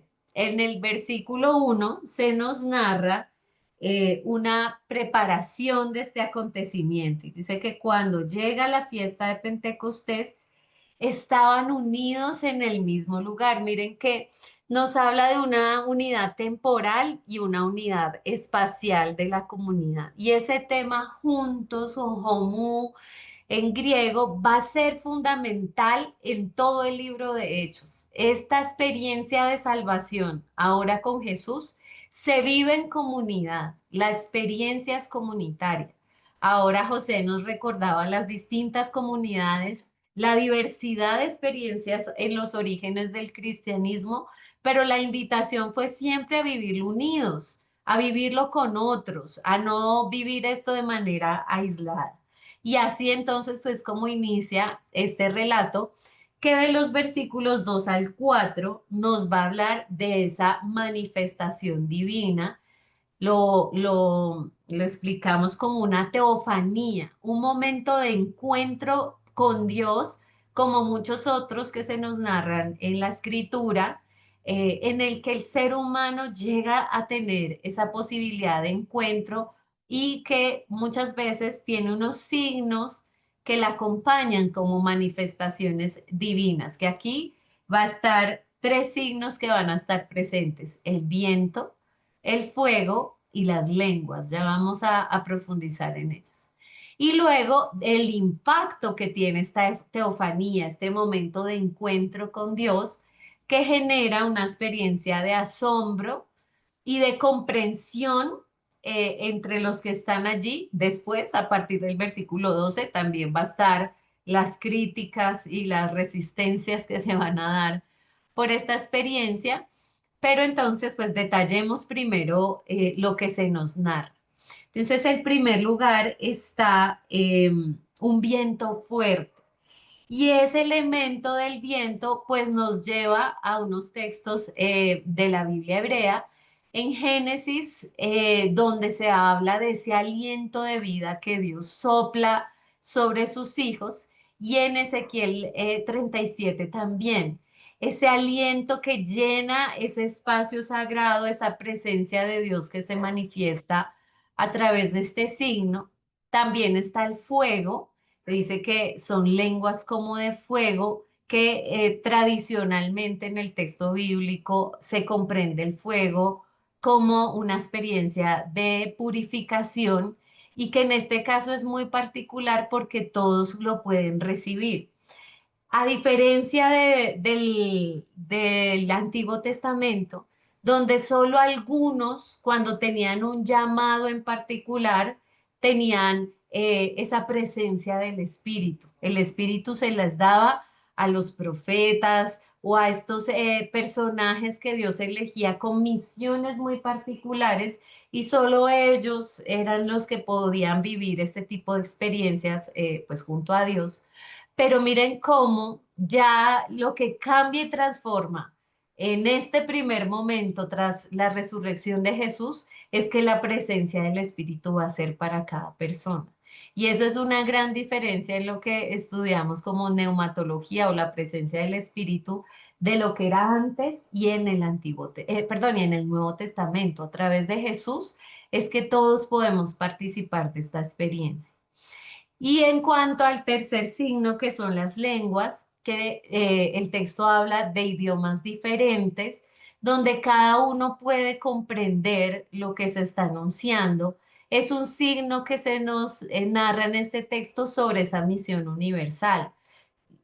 Teníamos aquí presente, los destinatarios son gentiles, es decir, que cuando se narra en este texto que todos le pueden entender, significa que ellos son partícipes, se sienten incluidos de esto que se está regalando, este don que está siendo entregado a otros, que ya no es solo para los judíos, donde ya no se siente que es una esa teología de la elección que está muy marcada en los textos del Antiguo Testamento, ahora va a ser algo que se va a extender a otros pueblos y otros también son destinatarios de esa presencia de Dios a través del Espíritu en cada una de estas personas. Entonces nos dice que llenos de ese espíritu comienzan a hablar en distintos idiomas y lo que se nota es que el autor en este caso tiene también el relato de la Torre Babel en mente, en el que en ese contexto las distintas lenguas crean es un ambiente de confusión y eso genera, es más bien un enredo para la humanidad. Allí con una intención que existe en ese relato de la Torre de Babel, pero aquí, cuando hay diversidad de lenguas, no impide a todos al escuchar que entiendan el mensaje del Evangelio. Así que lo que está sucediendo es que en este caso la diversidad permite la extensión, la divulgación, la acogida de ese mensaje de Jesús por parte de otras personas. Entonces, ¿cuál es ese asombro? ¿Qué es lo que ellos están viviendo? Y es que muchos de esos judíos que estaban en Jerusalén en ese momento por la fiesta de la Pascua, que vienen de muchos otros lugares, a esos que llamamos los judíos de la diáspora, los escuchan hablar en su propia lengua y es esa universalidad de los destinatarios y quedan muy asombrados. Producen impacto positivo en un primer momento estos que están escuchando este mensaje. Entonces podríamos hacer como un paralelo entre lo que ocurre en Génesis con este relato de la Torre de Babel y miren la antigua alianza versus la nueva alianza que se nos presenta en Pentecostés, en el que en el primero existe una dispersión por juicio, porque allí el ser humano está de nuevo, todos estos primeros 11 capítulos de Génesis, en la gran debilidad que se muestra, es que el ser humano quiere ser como Dios y empieza a tener esas aspiraciones de superioridad, de deseos de poder, de control, de dominio, que en este caso se ve contrastado en un encuentro por gracia. El deseo de los hermanos de seguir reunidos para vivir esta experiencia a través del Espíritu y la presencia del Espíritu que están con ellos. En Génesis hay una confusión de lenguas y en Hechos hay una comprensión,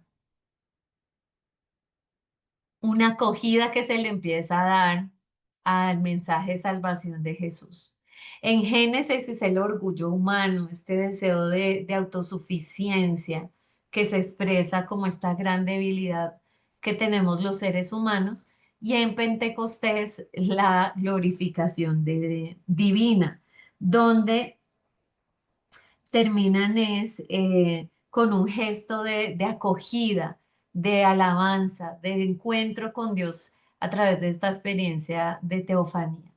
En Génesis, la consecuencia es la división de los pueblos y en Pentecostés, el impacto que tiene esta experiencia es la unión con el Espíritu. Acá en Génesis, hagámonos un nombre, la intención de reconocimiento y de poder. En Pentecostés lo que se destaca es la grandeza de Dios y este deseo de que otros vivan también esta experiencia que estos primeros apóstoles han vivido. En Génesis una construcción hacia arriba, que quieren que sea alta. En Pentecostés es el cielo el que desciende a vivir en ellos con esta experiencia de presencia del Espíritu y de encuentro. Así que Pentecostés nos invita a pensar es en esta experiencia de una iglesia que nace como una comunidad multicultural desde el primer día. Y con lo que hemos compartido y con los comentarios que ustedes también han expresado, pues podemos ser testigo que hay una diversidad de experiencias cristianas, que aunque a veces se hagan esfuerzos por la uniformidad, nosotros desde los orígenes vemos que debemos más bien es aceptar que debemos tener unidad en lo fundamental, que es la vida de la enseñanza de Jesús, su acogida como nuestro Salvador, pero que eso se vive en medio de una diversidad de experiencias. Lo que veíamos de las diferencias de las distintas comunidades donde surgen los evangelios y donde surgen el resto de libros del Nuevo Testamento, da cuenta que cada una de esas comunidades tenía unas necesidades particulares y que a través de cada uno de los textos que se escriben en el Nuevo Testamento se intenta dar respuesta a esa necesidad y se vive en un contexto muy particular y por eso la necesidad de nosotros de estudiar y de decir, bueno, cuando vamos a hablar, la primera carta de Pedro se escribe, que hace unas afirmaciones muy particulares, eso tiene una razón de ser en el contexto de esa comunidad. Cuando se escribe el Apocalipsis, el libro más mal interpretado, y se habla de unas bestias y a veces hacemos unas interpretaciones que no se deben. ¿Por qué pasa? Porque desconocemos que eso surge en una comunidad particular, en un contexto en particular y en un género literario que conduce a este tipo de lenguaje encriptado para dar un mensaje. Es Pentecostés nos hace conscientes de eso. La iglesia nace en medio de esa diversidad, en medio de esa multiculturalidad. ¿Por qué? Porque se ha extendido y porque como veíamos en imágenes atrás, hay unos que tienen origen judío y defienden esas instituciones judíos, pero hay otros que vienen de origen gentil con un trasfondo del mundo grecorromano, toda una forma de ver la vida, de ver a Dios, y pues que eso está inmerso en su cultura y eso se ve reflejado también en los textos. Entonces, bueno, esa sería como una primera gran conclusión. La segunda es cómo nosotros, a través de estos textos y del libro de Hechos, hacemos conciencia de la necesidad de contar esta experiencia, que eso no puede ser solo una experiencia agradable con la que yo me quedo, sino que estamos llamados a compartir este mensaje con otros, a que ese reino de Dios, que fue el mensaje de Jesús, se extienda, se implante en cada familia, en cada comunidad, en cada lugar en el que nos encontramos. Y Pentecostés nos hace conscientes que no vamos solos, sino que el Espíritu nos equipa para esa misión transcultural, que tal vez hay espacios donde sentimos que es difícil cuando hablamos con jóvenes y ya hablan otros idiomas y palabras que no entendemos, o si nos dirigimos a un lugar distinto, tenerle esa certeza y esa seguridad que es el Espíritu el que nos impulsa y nos equipa para emprender esta misión de comunicar este mensaje de buena nueva que el Señor quiere que transmitamos. Que esa diversidad la debemos entender también como un don, porque en este caso esas muchas lenguas eran una bendición en el que cada uno podía acoger. Pónganse en el lugar de esta comunidad gentil lucana. Son personas sin tradición judía y ellos sienten que esa historia le pertenece a otros, ¿sí? A esos que vivían por allá en Palestina y allá donde nació Jesús. Pero ellos están en un lugar completamente distinto. Pero cuando se dan cuenta que el Espíritu es para todos, dicen, ay, o sea, nosotros también podemos recibir ese mensaje de Jesús, ese anuncio de buena noticia. Eso también es para nosotros. No se quedó solo para ese pueblo, sino que también nos acoge y nos invita a vivir la misma experiencia que dentro de originalmente el pueblo judío experimentar. Y miren que hoy en día puede que haya muchas comunidades que sientan esas resistencias que nosotros tal vez no hemos acogido, sino que a veces nos resistimos, que esto es solo para algunos. Y el texto de Pentecostés nos invita a tener esa visión de acoger a todos, porque la comunidad de Lucas es una comunidad de gentiles, de los que quizá un Santiago, que era judío, no se sintió llamado a ir a evangelizar, pero que un Pablo sí fue, y que después esta comunidad lucana está intentando extender el mensaje y quiere que ellos sientan que esa bendición también es para ellos, que esa salvación también es para ellos. La insistencia también en que tenemos que adaptar esto que ha sido hoy característico en la clase, hacer conciencia que desde los orígenes se hizo una adaptación a cada comunidad según sus necesidades. Que cuando prediquemos los que ya tienen esa misión, hagamos el esfuerzo de adaptar un mensaje para un público en particular. Los que trabajan con niños, adaptemos ese lenguaje para niños. Acá hay un diplomado de educación cristiana que forma en eso, que los que trabajan con jóvenes también sientan esa tarea de adaptar, de inculturalizar el mensaje para que sea propicio para cada grupo. Que si nos vamos a un territorio donde hay mucha necesidad, es nuestra necesidad, es nuestra obligación, nuestro deber, nuestra responsabilidad adaptar ese mensaje para que sea un mensaje que un impacto y con acogida en esos lugares. Y que todos estamos llamados a recibir ese don para la misión. Es un regalo que se nos ha dado para compartir y que ese Espíritu Santo pues impacte la vida de muchos. Les quiero hacer una pregunta de unos últimos minutos y es, cuando me detengo a meditar, ¿cuándo me detengo a meditar que el Espíritu también se me ha regalado? ¿En qué ocasiones reconozco también los dones que Dios me da? Quisiera que habláramos un poco de sus comentarios, impresiones o con qué se quedan de esta socialización breve sobre Pentecostés, pero creo que es ese llamado, esa concientización a la divulgación de este mensaje y esta nueva de salvación con el equipaje que tenemos a través de los dones del Espíritu para compartir. ¿Quién quisiera compartir sobre esto de Pentecostés, sobre este impacto del Espíritu Santo en sus vidas, sobre la conciencia, que también ustedes han recibido el Espíritu Santo para ir a hacer esta divulgación? Quien quiera participar, pues puede levantar su mano a través del chat. José, te escuchamos. Bueno, yo quisiera compartir en relación a la clase, no necesariamente la acción del Espíritu Santo, porque creo que es una clase académica, no teológica, ¿no? O no sé, o estoy perdido, yo. Teológica académica, no sé. Pero académicamente quisiera hacer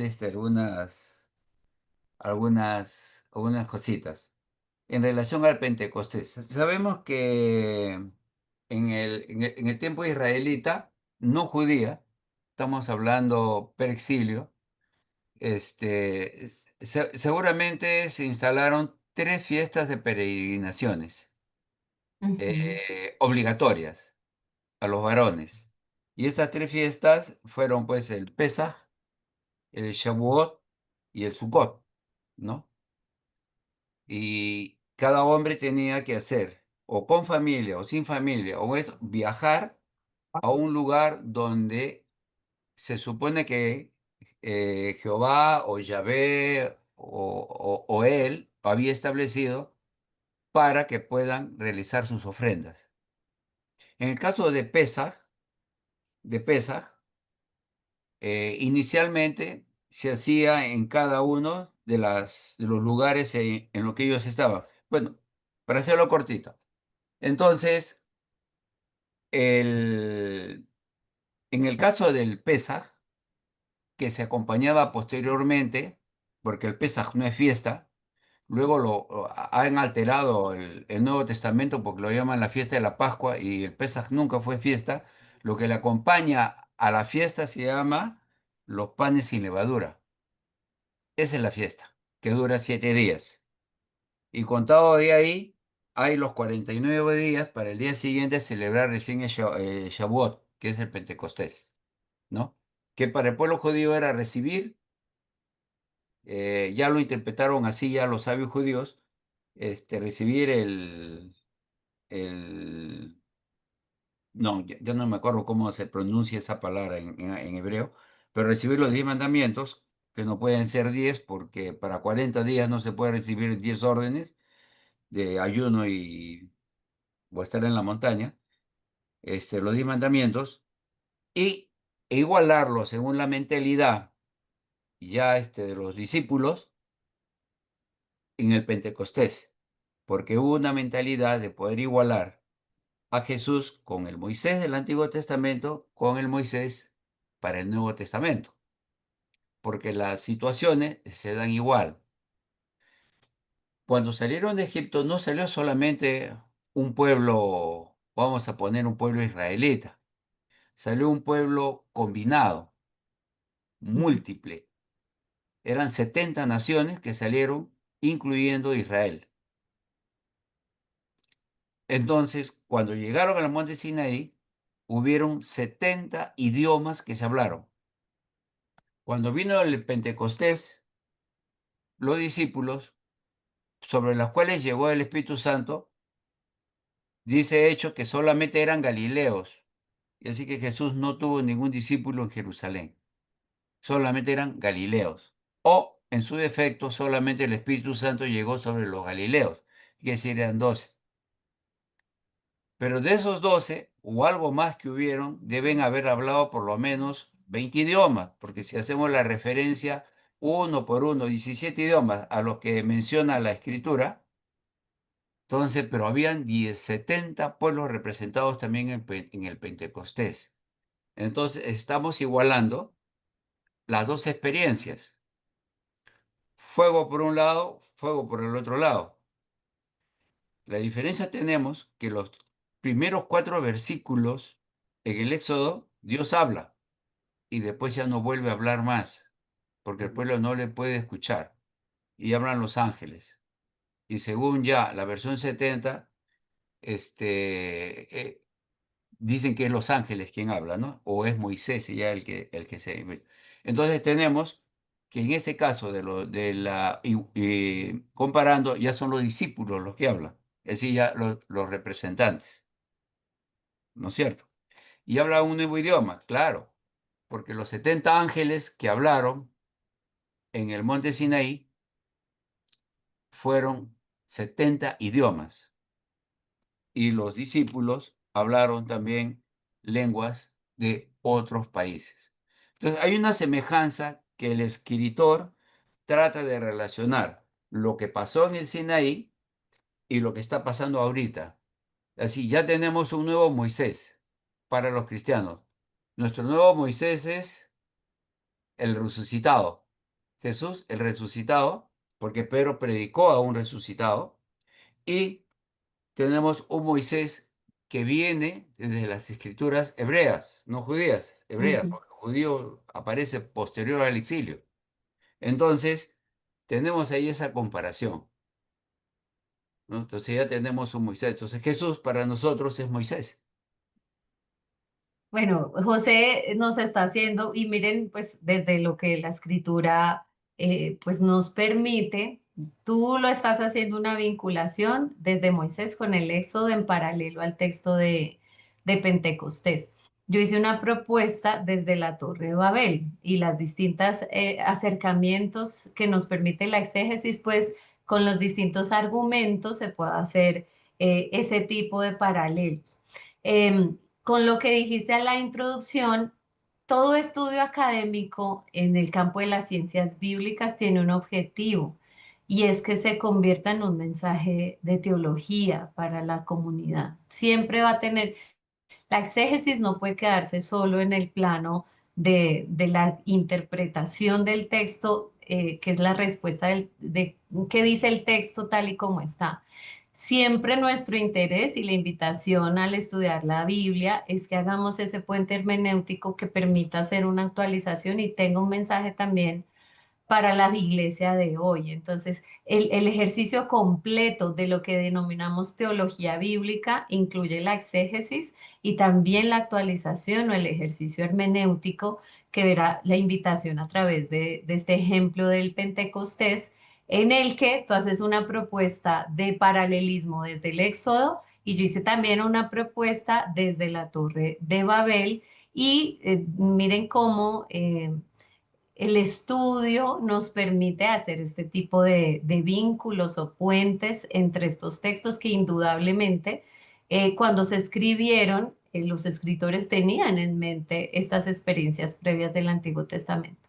Pero no perdamos de vista que los relatos que estamos estudiando son relatos teologizados, o sea, ahí ya hay una experiencia teológica que se está narrando en los textos que más allá de esas exactitudes que a veces queremos encontrar, ¿sí? Como que quisiéramos que estos detalles me cuadren exactamente con los que están atrás, a veces eso fuerza un poquito la interpretación del texto.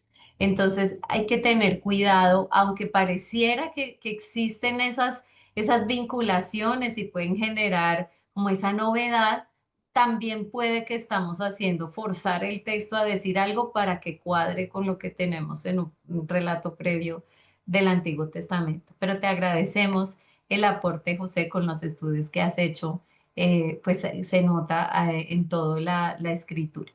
¿Alguien más quisiera algún mensaje para terminar la clase, compartir algún comentario para finalizar la clase de hoy? Edgar, te escuchamos.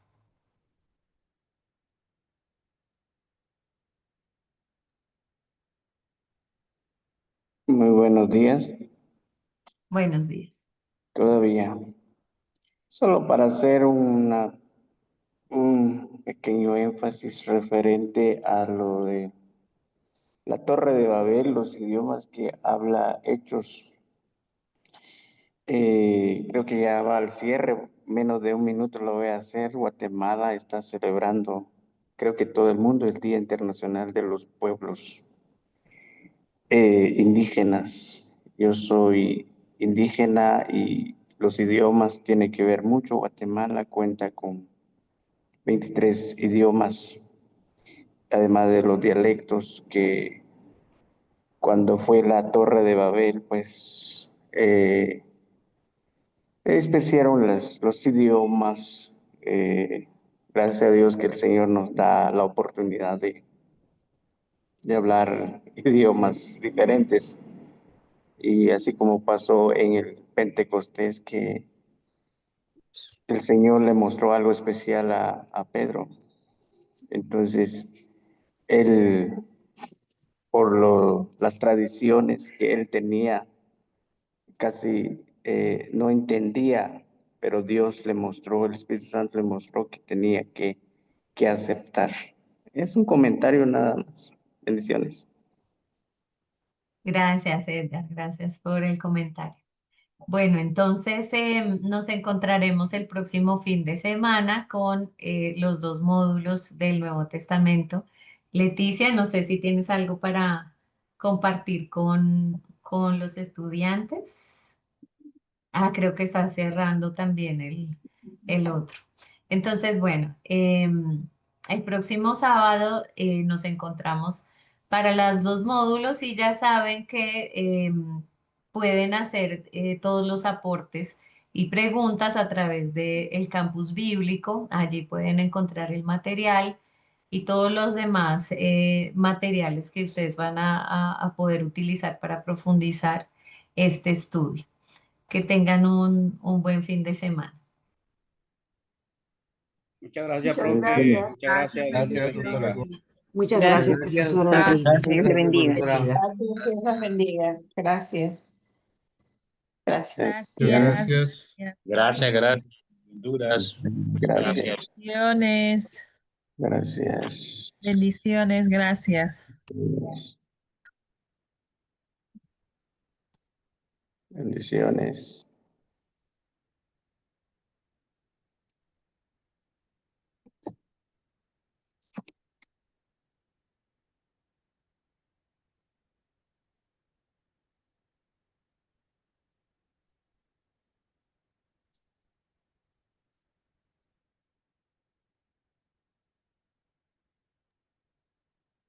Muy bien. Profesora Lady. Y yo vi que estabas como en el otro, me imaginé, Sí, pero les di la despedida y la invitación al encuentro para el próximo fin de semana. excelente. Sí, sí, monitoreamos 4 diplomados a la par, así que, bueno, a veces tenemos que estar atendiendo al mismo tiempo, ¿no? Pero muchas gracias. Un gran abrazo.